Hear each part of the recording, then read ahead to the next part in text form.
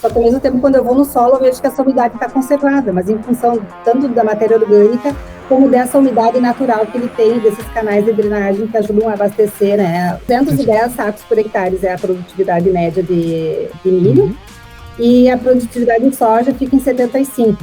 Não faz cobertura de inverno, porque o governo subsidia, eles têm uma safra por ano, nós somos muito privilegiados porque a gente consegue ter até 3 safras por ano. A cobertura da internet aqui é muito boa, em qualquer propriedade rural que consegue. O asfalto passa praticamente da porta de todas as propriedades. Então, a tecnologia chega ao produtor, chega mais barata, e também tem um dado bem interessante do USDA, que a cada $1 investido em pesquisa, retorna $20 para a sociedade.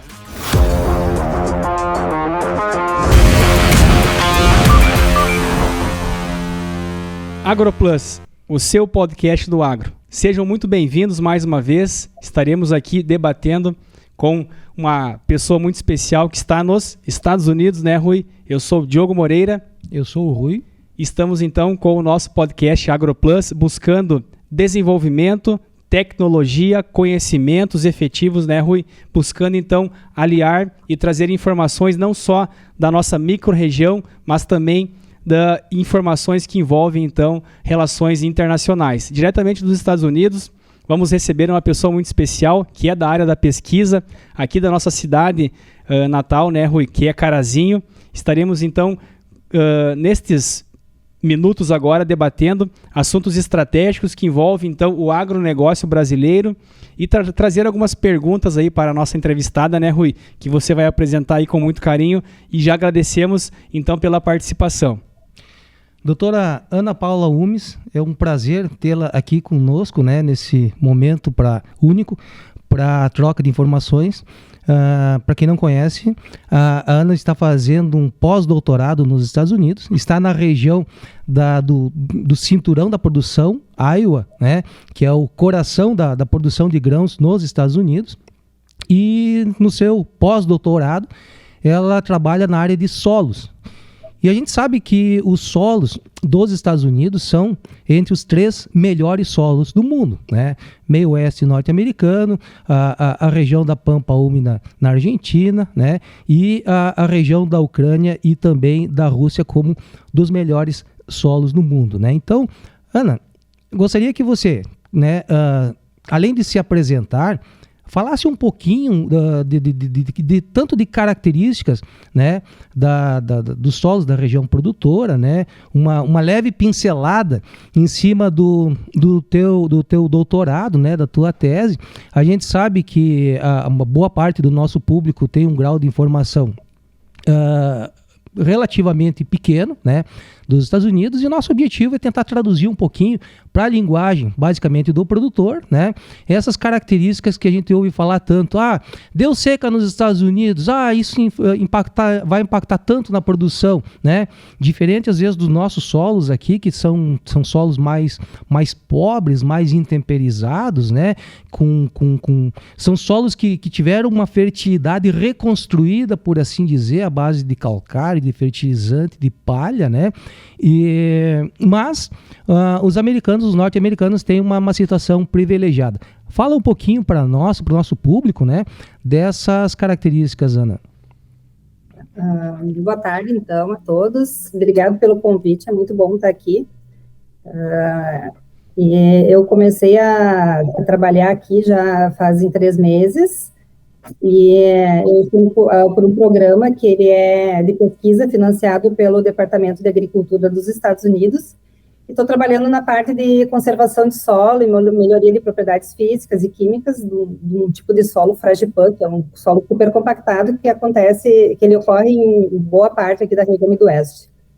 E então, falando um pouco sobre o solo aqui da região, eu fico situada na cidade de Ames, no estado de Iowa. Fica bem no coração do Midwest, bem no meio do Corn Belt, que é o cinturão do milho, e o estado de Iowa, junto com o estado de Illinois, são os estados maiores produtores de soja e milho dos Estados Unidos, que respondem a 20% da produção nacional.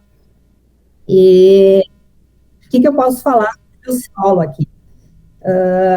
O solo que a gente tem é um solo muito jovem, E ele foi originado de uma glaciação que houve há 12 milhões de anos atrás, onde veio parte desse solo dos Estados Unidos e se depositou nessa região. E esse depósito ele vai até mais ou menos a capital Des Moines, que fica ao sul de Ames. Então, tu vê uma grande diferença, que aqui esse depósito formou um relevo mais plano, com solo mais jovem, e já para o sul tu vê uma situação bem diferente, que é o solo mais pobre, né, mais intemperizado e mais variação de relevo. Então, o que acontece? Esse solo também, ele, em função de ser mais jovem, ele ter depois sido colonizado com gramíneas, e a gente está num clima frio, com bastante umidade, ele tem um alto teor de matéria orgânica, e isso retém bastante a umidade do solo. Então, ele tem umas propriedades boas no sentido de teor de matéria orgânica, que varia de 6 a 6,5%. É um teor super alto comparado aos nossos solos. Interessante. E esse clima frio, né? Porque aqui no inverno chega a fazer menos 20, menos 30 graus. Eu ainda não peguei o frio, depois eu conto para vocês como é que é. Então, também essa temperatura mais baixa ajuda a preservar a matéria orgânica. E os solos são úmidos, tanto que se vê que tem muitos canais de drenagem, existe mais área drenada na região midoeste do que áreas irrigadas, e até semana passada a gente estava fazendo uns voos de drone, a gente teve numa área de milho, estava já em estádio V8 aqui, tu vê que já fazia mais uma semana que não chovia e o solo tinha umidade. Então, quando a gente fala, não está chovendo nos Estados Unidos, eu aqui acho que está chovendo muito pouco, pela minha experiência. Só que, ao mesmo tempo, quando eu vou no solo, eu vejo que essa umidade está conservada, mas em função tanto da matéria orgânica, como dessa umidade natural que ele tem, desses canais de drenagem que ajudam a abastecer, né, fazer esse movimento de ascensão de água. E também acontece, por ser mais jovem, ele é mais fértil, apesar de eles usarem fertilizantes, como a gente usa também, acho que numa quantidade menor, e ele é um solo bem menos ácido, em torno de 5,5, 6 o pH desses solos. Então, a calagem, ela é feita esporadicamente, assim, com bastante cultivo, vem que a coisa está ficando um pouco baixa, o pH está baixando um pouco, ele já corrige. Mas, então, eles têm menos custo com fertilizante, menos custo com calagem, né? E a questão da irrigação, a mesma coisa. Então, por que produz muito milho? O milho é super sensível à umidade, né, às condições hídricas. Então, em função desse solo manter essa umidade e reter essas águas dos canais de drenagem, essa pouca chuva que eu vejo, porque eu sempre comparo com nossa situação, se fosse no Rio Grande do Sul, a gente já estaria de cabelo em pé, aqui eles estão super calmos, não prejudica muito. Aí, por exemplo, sexta-feira choveu, tá todo mundo tranquilo, então todo mundo no Brasil, inclusive amigos nossos perguntam, como é que tá o clima aí, vai dar quebra de safra, não vai dar quebra? Então eles têm umas janelas, assim, a cada tanto tempo eles têm que ter uma chuva de tantos milímetros, e para isso, para eles basta, para que basta para o milho ter uma boa produtividade. Que, por exemplo, o estado de Iowa aqui, a produtividade de grãos fica em torno de 210 a média sacos por hectare. De milho? Não, 210 sacos por hectare é a produtividade média de milho, e a produtividade de soja fica em 75. Nossa Senhora. Então é uma produtividade super boa. Se nós pegar a média nacional aqui no Brasil, são 58 sacas por hectare. Claro que tem picos, né, de produtores aqui na região que colhem 50, 60, 70, mais sacos por hectare. O recorde do SESB esse ano foi 134, se eu não estou enganado, que é um concurso de produtividade, né? Mas o interessante é que concentra, né, em Iowa e Illinois praticamente 40% da produção de grãos, né, dos Estados Unidos. E essa produtividade que eu falei, 200 de milho, 75 de soja, é do estado de Iowa, né? Mas a Iowa também produz outras hortaliças, as berries, né? Cranberries, blueberries, strawberries. Também está aumentando a produção orgânica, também produz, tem frango, tem gado, tem suínos, e então é bem vasta, assim, tem uma produtividade bem boa e bem variada. Apesar de que frutas, o que a gente consome aqui, a maioria vem do México e da América do Sul, América Latina e México. que acho que grãos em torno de 75%, né, a área agricultável, né, com isso, soja. Aqui na região amazônica, 75% é grãos e 25% outras culturas. E a região abrange 51 milhões de hectares, assim, é uma região bem grande.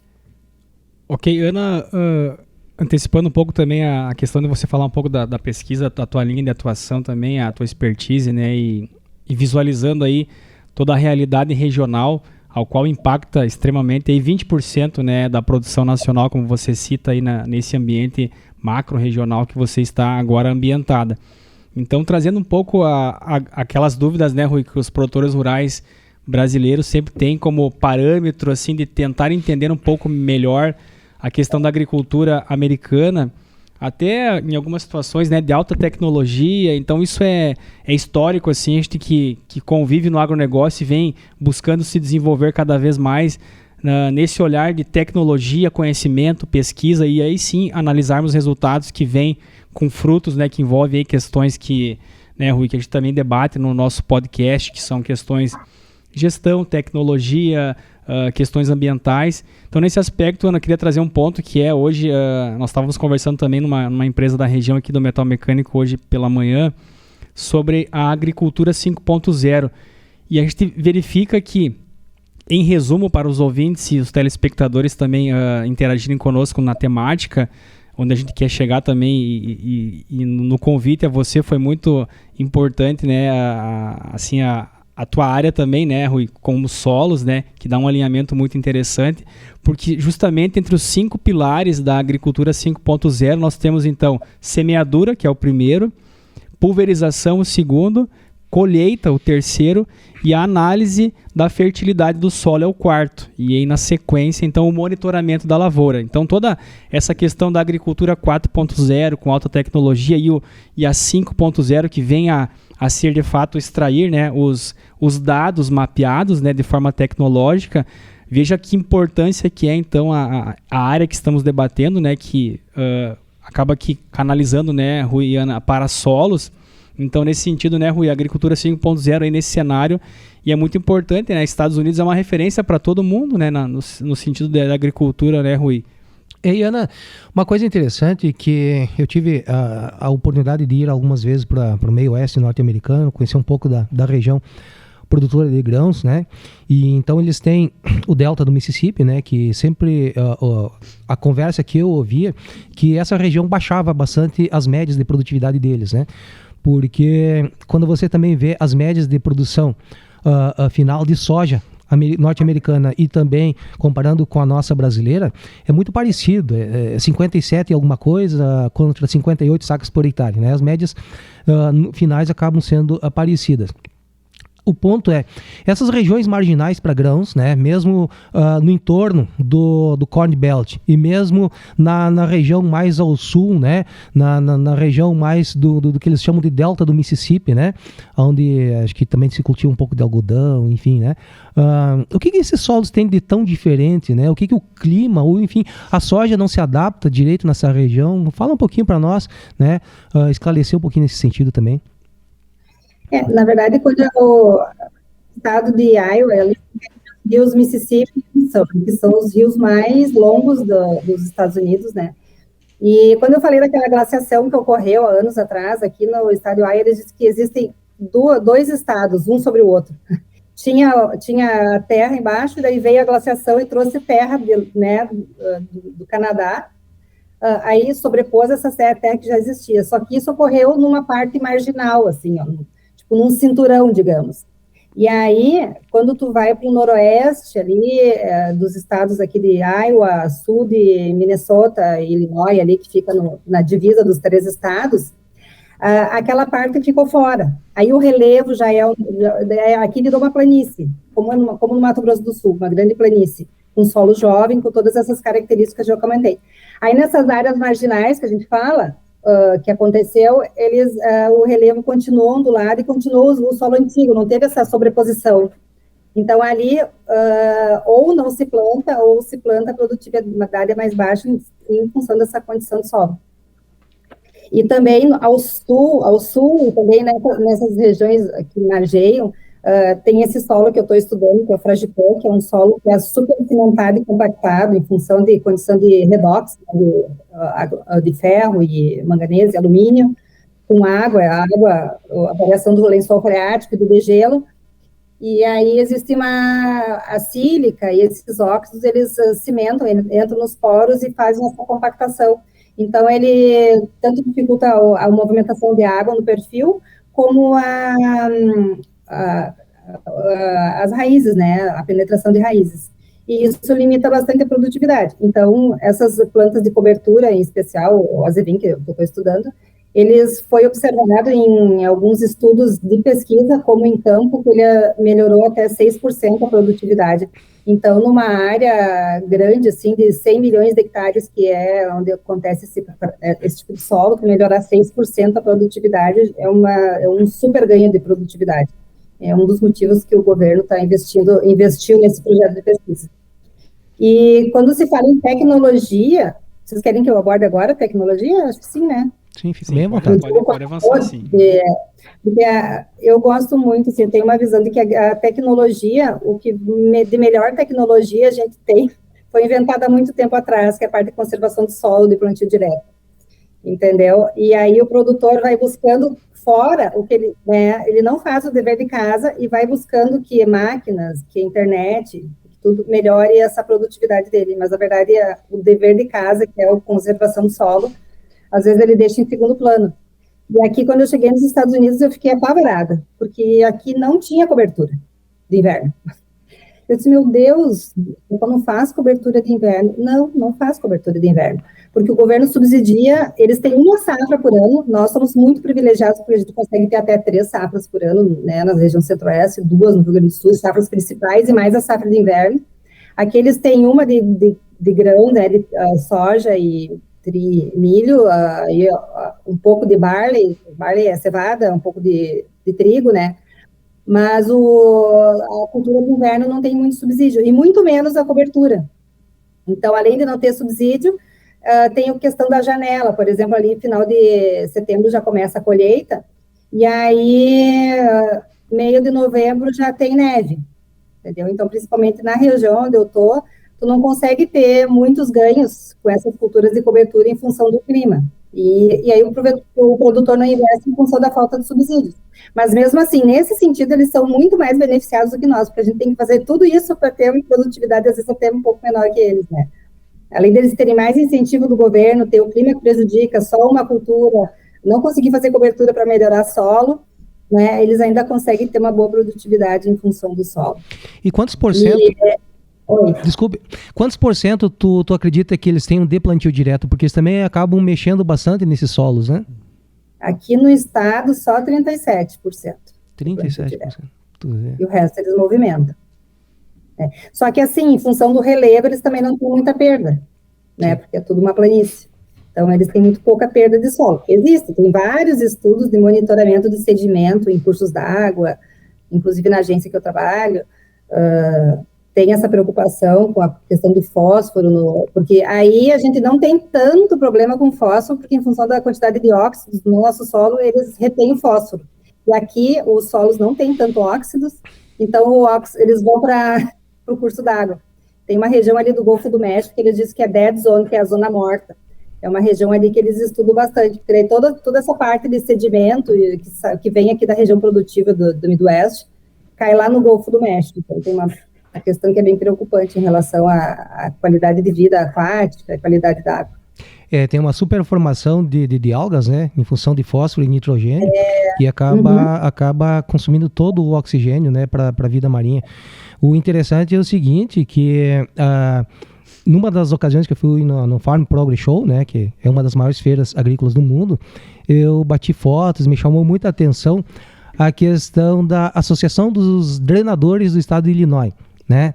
Então, me chamou muita atenção porque eles fazem lá tudo dentro da lei, né? Drenos de 100 anos que eles estavam trocando naquela ocasião, enfim, né? Aqui no Brasil, se você mexer num banhado, é cadeia na certa, né? Qual é a tua visão? Lógico que eles têm todo um trabalho de pesquisa em cima, eles não fazem as coisas na intuição, né? a questão da pesquisa em termos de credibilidade também é muito grande, né? Mas me parece que os nossos órgãos aqui, ambientais, eles olham muito a questão ideológica, né? Mas nada de dados e fatos, né? De evidências que mostrem até que ponto nós estamos causando dano para a natureza, né? Então, porque nós temos um outro problema mais sério aqui no Rio Grande do Sul, que é a questão de reservação de água, né? Em APPs. Então, tem uma briga muito forte de algumas entidades no sentido de reservar águas em próximo de nascentes, em APPs, né? Para períodos de estiagem, mas só que os órgãos ambientais consideram isso o fim do mundo, né? Qual é a tua visão nesse sentido? O que acontece aqui nos Estados Unidos? O que está escrito, tu obedece. Se não tiver escrito, tu faz o que tu quiser. No trânsito é assim, eu estou no sinal vermelho. Se dizer não, que disser que no sinal vermelho eu tenho que ficar parado, não posso dobrar para nenhum lado, eu tenho que ficar parado. Agora, eu paro no sinal vermelho e não diz que eu posso dobrar à direita, eu posso dobrar. E é isso que acontece. E aqui nos Estados Unidos é isso. Se não tiver na lei, eles fazem. Eu não conheço a fundo a legislação ambiental deles, mas eles são muito que eles têm que produzir alimento, eles são praticamente autossustentáveis em muitos produtos eles exportam, mas eles também importam alguma coisa que eles não produzem, mas eles também são muito mais sustentáveis, eu acho que até nós, né, porque a gente exporta muito mais que eles.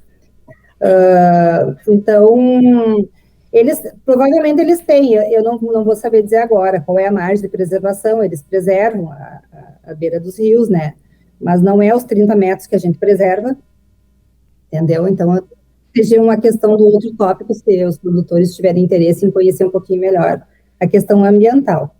E a questão de que o John comentou antes, de agricultura 5.0, eu vou te dizer, aqui, ó, o desafio da agricultura de precisão primeiro é tu juntar toda a informação que tu gerou. Mas eu acho que isso é um desafio mundial, porque a gente gera mapa, e que faz o que com aquilo? Quem é que vai ler aquilo e traduzir em números para ti? E é isso que acontece aqui também, não é diferente. E aí aqui, a diferença é que aqui a tecnologia é mais barata, tu consegue aplicar a taxa variada lá no fundo de campo, porque tem sinal de internet, a cobertura da internet aqui é muito boa, em qualquer propriedade rural tu consegue. O asfalto passa praticamente da porta de todas as propriedades, porque as propriedades aqui, pelo menos em Iowa, elas não são muito grandes, elas são até 500 hectares, 10% é acima de 500 hectares. Então, a rede da malha rodoviária é muito boa. Aí o alimento também chega mais barato para o consumidor americano do que para o consumidor brasileiro, apesar de a gente, por exemplo, produzir muito essas fruta, tomate, hortaliça, a gente produz mais e a gente paga mais caro por isso do que o produtor que aqui nos Estados Unidos que eles têm que importar, porque tem a questão da logística. Eles usam a malha hidroviária, por exemplo, o rio Mississippi é um dos principais escoadores da produção. Aí a malha ferroviária, que eu fico, o que mais me encanta aqui, perguntar o que tu acha mais fantástico nos Estados Unidos, eu digo que é a malha ferroviária. Porque assim, eu moro a 2 quadras da linha de trem, passa um trem assim o dia inteiro, milhões de vagões, isso para desafogar, então tudo é transportado por trem. Aí as estradas, claro, são bem conservadas, em função de que também, né, não sobrecarrega. E aí tem caminhões grandes, claro, mas que fazem entregas rápidas, pontuais, nesses miolos, sabe? Mas, então a tecnologia chega ao produtor, chega mais barata e ele consegue usar, né? Mas a gente, com o que a gente tem, eu acho que o Brasil faz muito bem. E tu falou que tudo tem que ter base científica. Eu também achava isso, mas aqui não é assim. É mais ou menos que nem no Brasil, assim, a gente gera pesquisa em função de uma observação de um produtor. Porque o USDA trabalha muito, é como se fosse Embrapa, só que ele tem uma parte de extensão um pouquinho mais do que Embrapa, e tem milhões de vezes mais recursos. Por exemplo, só agora o governo federal vai investir $300 milhões só para monitoramento de carbono nos solos agrícolas aqui dos Estados Unidos, através do USDA. Então, assim, ó, por exemplo, o produtor lá, esse meu estudo, por exemplo, saiu de uma observação numa fazenda que o produtor viu que plantando azevém ele conseguia melhorar a produtividade, mas com outras culturas de cobertura não. E aí isso despertou o interesse dos extensionistas. E aí os extensionistas vão atrás dos pesquisadores, e assim vai despertando. Então, quem traz mais informação para se desenvolver a pesquisa é o próprio produtor rural. Mas no Brasil também acontece isso. Só que em menor escala, em função de que tem menos pesquisa, menos profissionais trabalhando nisso, né? Não se investe em pesquisa, então é uma pena, mas aqui é muito valorizado. Percebemos, né, Ana, assim, acho que esse nível de prioridade, né, a todo momento, a gente, enquanto agricultura brasileira, aí buscando algumas referências, né, isso que você nos traz aqui para os nossos ouvintes, telespectadores, é bastante importante até para nós, né, Rui, algumas situações que é um case, você estando aí e podendo também nós conseguirmos trazer informações reais, aí, efetivas, né, com uma visão da tua experiência, por conhecer também a nossa região, aqui norte do Rio Grande do Sul.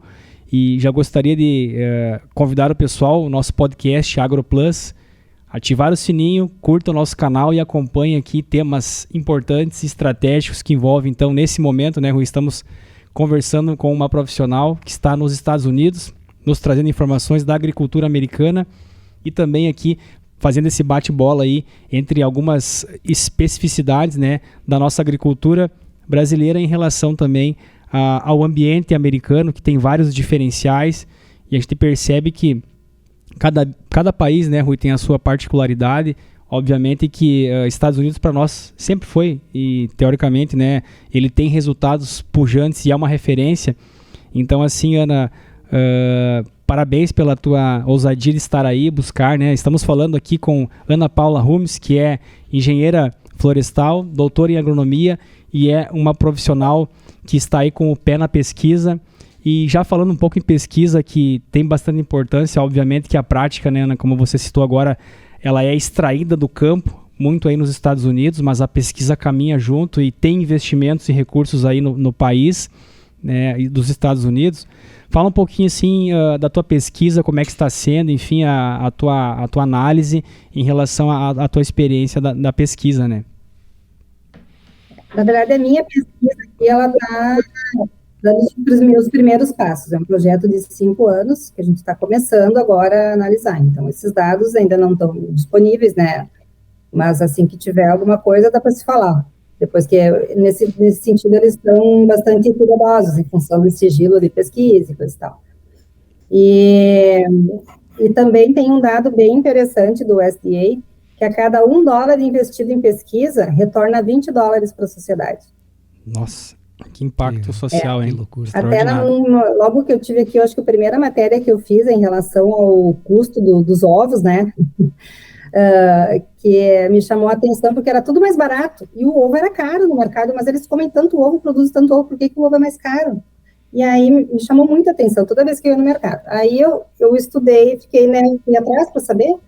Aí em 2002 teve um surto muito grande de salmonela, de influenza, que dizimou várias aves de postura, e aí eles tiveram que refazer os diários, é claro, então o preço do ovo subiu.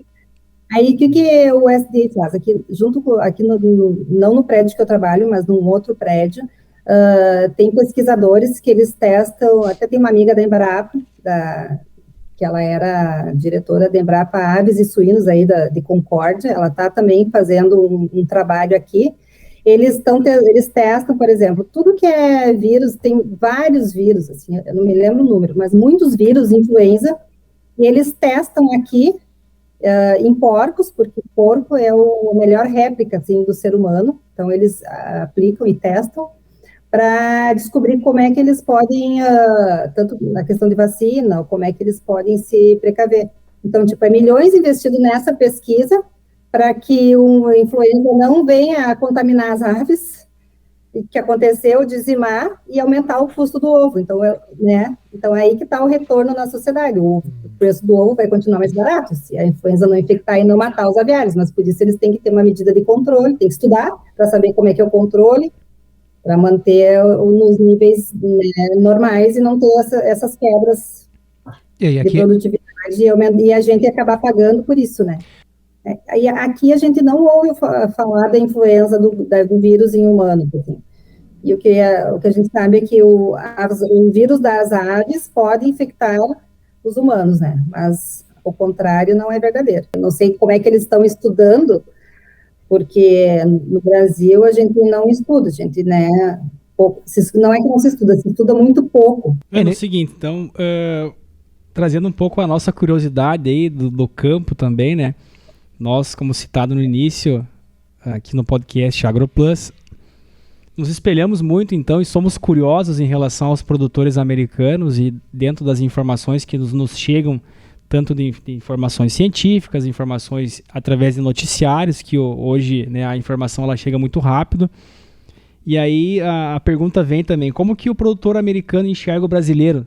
Da tua experiência aí de movimentação com alguns produtores rurais, se você já conseguiu extrair um pouco, né, se eles são mais, vamos dizer assim, discretos, enfim, se eles expressam, né, algum tipo de apontamento ao brasileiro ou uma admiração, alguma coisa em específico, né, que você tenha ouvido aí na região.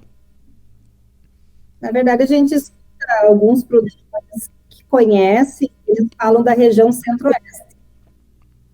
Conhece a região centro-oeste, já visitaram, tem conhecimento por outros meios, né?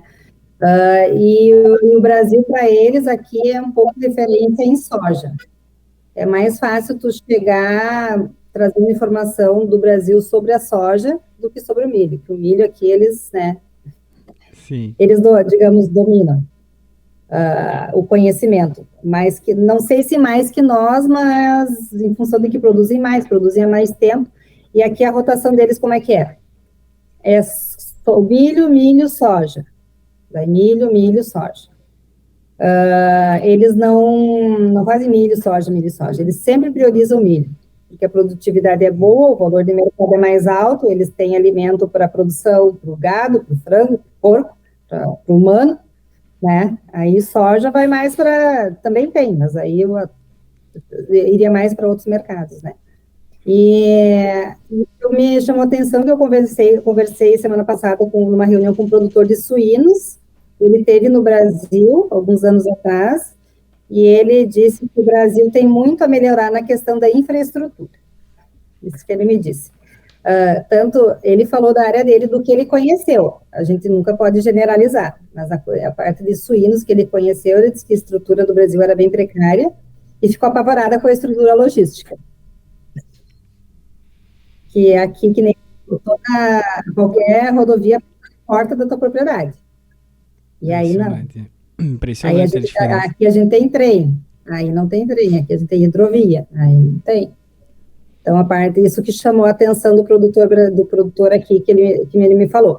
Mas eu também não tive assim, eu não trabalho direto com o produtor, eu uso a área deles para pesquisa. Mas quando dá, assim, a gente conversa, falo que eu sou do Brasil, eles fazem algum comentário, mas eles veem o Brasil como um grande produtor, como realmente é, né? Eles veem uma competitividade com o Brasil, a gente está super bem posicionado nesse sentido. Em questão de produtividade, a gente é favorecido porque tem 3 safras, né? Nessa linha, Ana, trazendo um gancho de você estar presenciando, né, a vivência, né, da dinâmica rotina do produtor americano, né, ao qual a tua região aí é responsável por 20% do abastecimento nacional da produção, né, em termos de produção.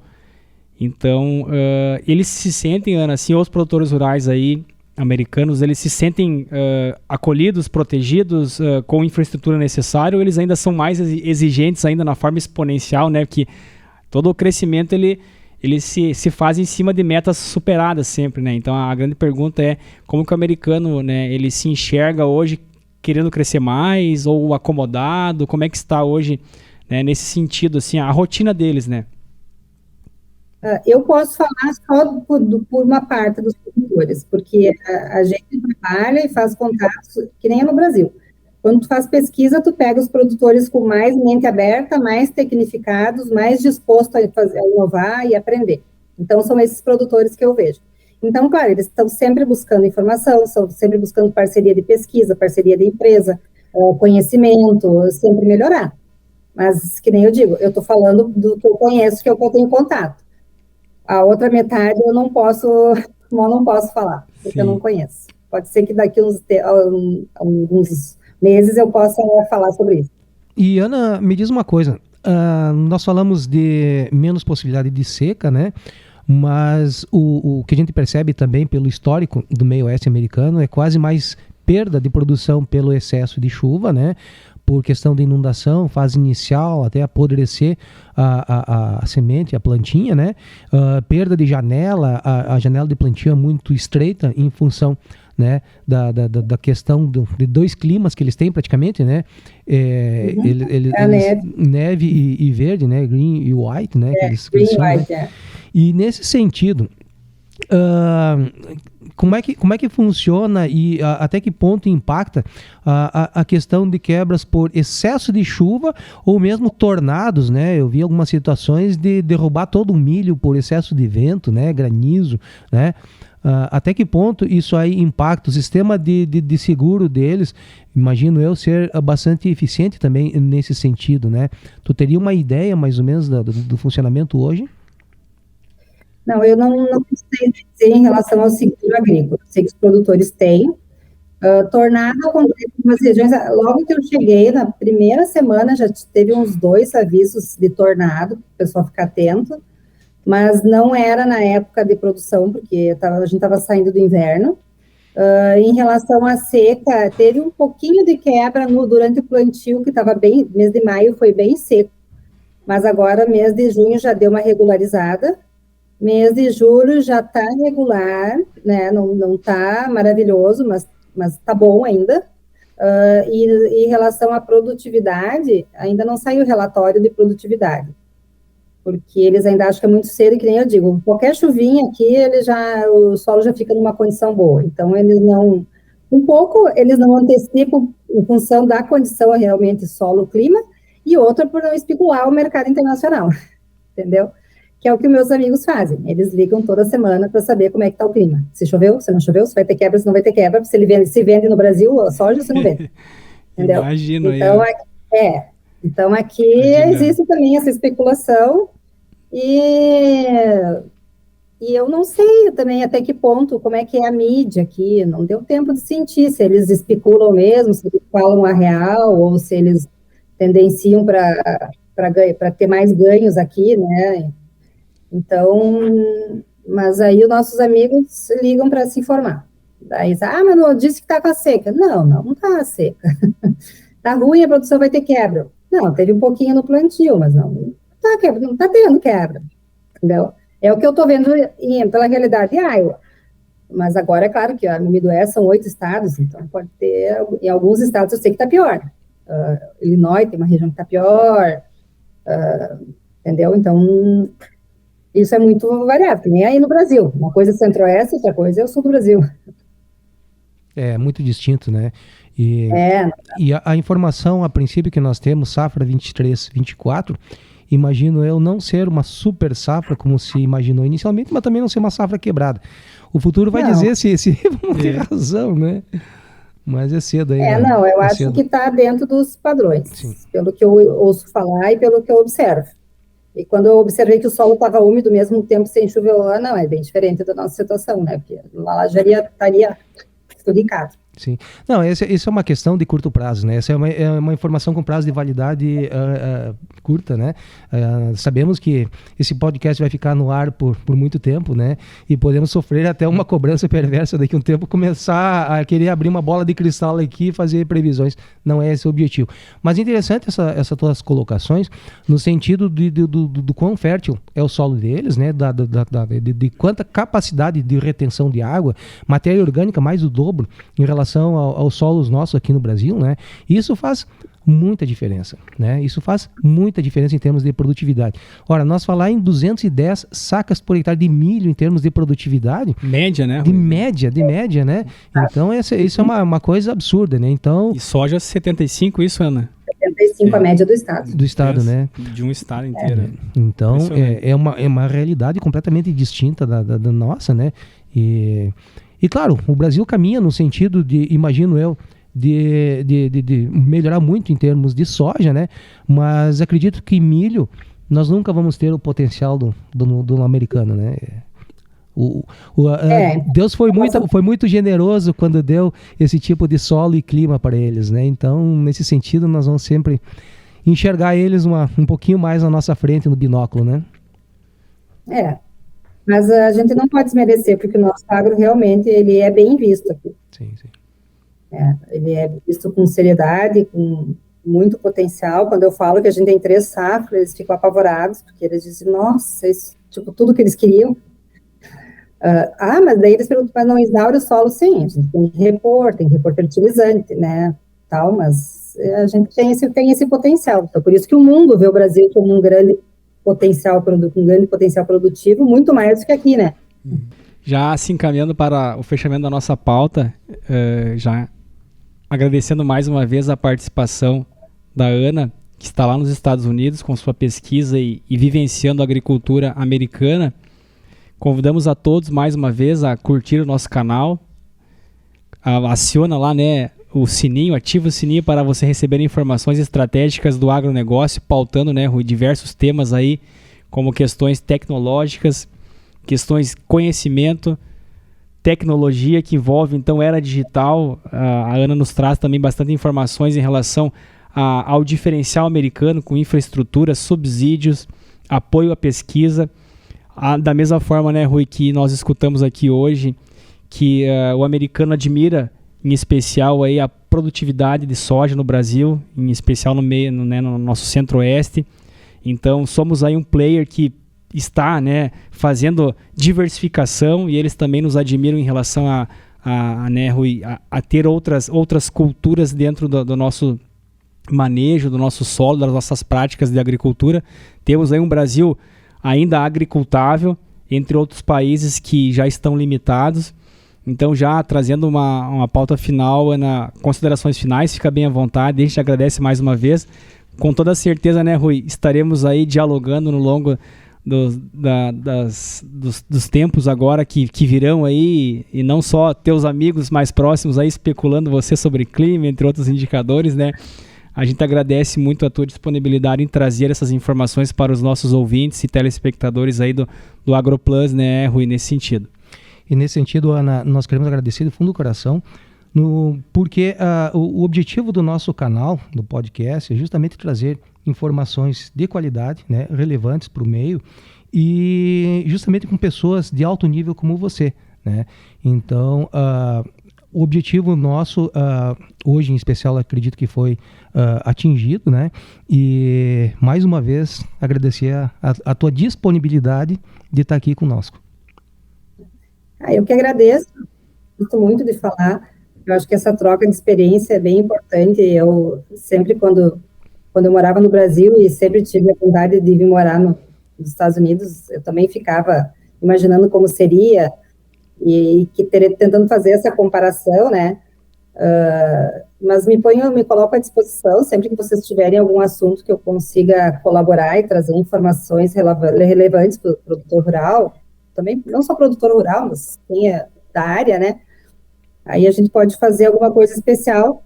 Aí também, se quiserem me mandar algum e-mail, depois tu coloca ali embaixo o meu endereço, acessar o nosso canal da revista Agro Rural. Eu faço algumas matérias também, uma vez por mês, e fico à disposição. Obrigado pelo convite, pela oportunidade também. Muito bem. Então, AgroPlus, o seu podcast do agro, fique ligado nas pautas estratégicas do agronegócio.